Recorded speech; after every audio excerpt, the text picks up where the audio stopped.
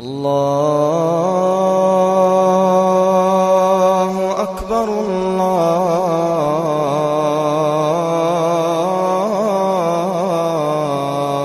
اکبر۔ اعوذ باللہ من الشیطان الرجیم، بسم اللہ الرحمن الرحیم۔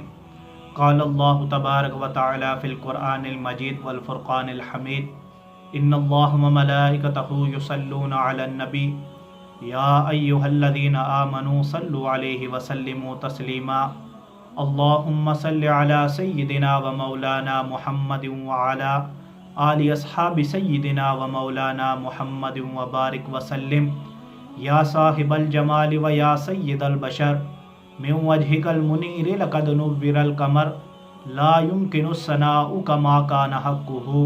بعد از خدا بزرگ توئی قصہ مختصر، بعد از حمد و صلات اور درود شریف کا نذرانہ پیش کرنے کے بعد میں آپ کا میزبان حافظ محمد اسامہ ارشد بھیروی آپ کی خدمت میں حاضر ہوں۔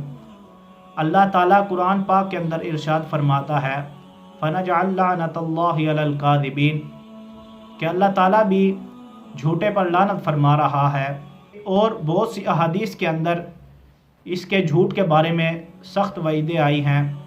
ایک جگہ آپ صلی اللہ علیہ وسلم نے منافق کی نشانی بیان کرتے ہوئے فرمایا کہ منافق جب بھی بولتا ہے جھوٹ بولتا ہے، اور آج کی ویڈیو بھی اسی سے متعلق ہے کہ جھوٹ کیا ہے، اور اپریل فول جو ہے وہ ایک جو فتنہ ہمارے درمیان اٹھا ہوا ہے اس کی اصل حقیقت کیا ہے۔ تو آئیے چلیے دیکھتے ہیں کہ اپریل فول کی اصل حقیقت کیا ہے۔ احباب ذی وقار، اپریل فول کی دردناک حقیقت یہ ہے کہ جب عیسائی افواج نے اسپین کو فتح کیا تو ان کی افواجوں نے مسلمانوں کا اتنا خون بہا کہ جب فاتح فوج کے گھوڑے گلیوں سے گزرتے تو گلیوں میں اتنا خون مسلمانوں کا بہایا گیا تھا کہ ان کے گھٹنوں تک خون کی تہیں جمی ہوتی تھی۔ تو جب قابض فوج کو یہ یقین ہو گیا کہ اب اسپین کے اندر کوئی مسلمان بچا نہیں، تو انہوں نے جو گرفتار فرما روا تھا مسلمانوں کا اس کو آفر کی کہ تمہیں امان دے دیا جائے گا اگر تم اسپین کو چھوڑ کر چلے جاؤ۔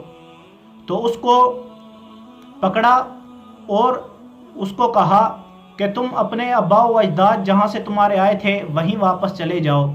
تو اس کو غرناطہ کے تقریباً 20 کلومیٹر دور ایک پہاڑی سلسلے پر چھوڑ کر واپس چلے گئے۔ عیسائی افواج جب مسلمان حکمرانوں کو علاقوں سے نکال چکیں تو حکومتی جاسوس گلی گلی پھرتے اور مسلمانوں کو تلاش کرتے کہ اگر کوئی مسلمان زندہ رہ گیا تو اسے شہید کر دیا جائے، اور جو بچے کچے مسلمان تھے وہ دوسرے علاقوں میں جا بسے، اور انہوں نے اپنے گلوں کے اندر صلیبیں ڈال لیں اور اپنے عیسائی والے نام رکھ لیے تاکہ ہمیں کوئی پہچان نہ سکے۔ تو اس طرح وہ اپنے آپ کو بچانے کی کوشش کر رہے تھے۔ مسلمانوں کو باہر نکالنے کی ترکیبیں سوچی جانے لگیں کیونکہ مسلمان اپنے آپ کو چھپا چکے تھے۔ تو ایک ترکیب بنائی کہ 1 اپریل کو تمام مسلمانوں کو امن دی جائے گی کہ وہ ایک جگہ پر غرطانہ کے علاقے میں اکٹھے ہو جائیں تاکہ انہیں ان کے ممالک بھیج دیا جائے جہاں وہ جانا چاہیں۔ اب چونکہ ملک میں امن قائم ہو چکا تھا اور مسلمانوں کو بھی یہ یقین ہو گیا تھا کہ اب ملک میں امن ہو چکا ہے، مارچ کے پورے مہینے اعلانات ہوتے رہے کہ بڑے بڑے میدانوں میں خیمے لگا دیے گئے، اور وہ علاقہ ہمراہ کا علاقہ تھا۔ جہاز آ کر بندرگاہوں پر ٹھہرنا شروع ہو گئے۔ مسلمانوں کو ہر طریقے کے ساتھ یہ یقین دلایا گیا کہ انہیں کچھ نہیں کہا جائے گا۔ جب مسلمانوں کو یقین ہو گیا کہ اب ہمارے ساتھ کچھ نہیں ہوگا، وہ سب غرطانہ میں اکٹھے ہونا شروع ہو گئے، اور جو حکومت تھی اس نے مسلمانوں کے ساتھ بہت ہی اچھا سلوک کیا۔ بظاہر تو یہ اچھا سلوک نظر آ رہا تھا، لیکن یہ عیسائیوں کی ایک سازش تھی جو مسلمانوں کے خلاف ہو رہی تھی۔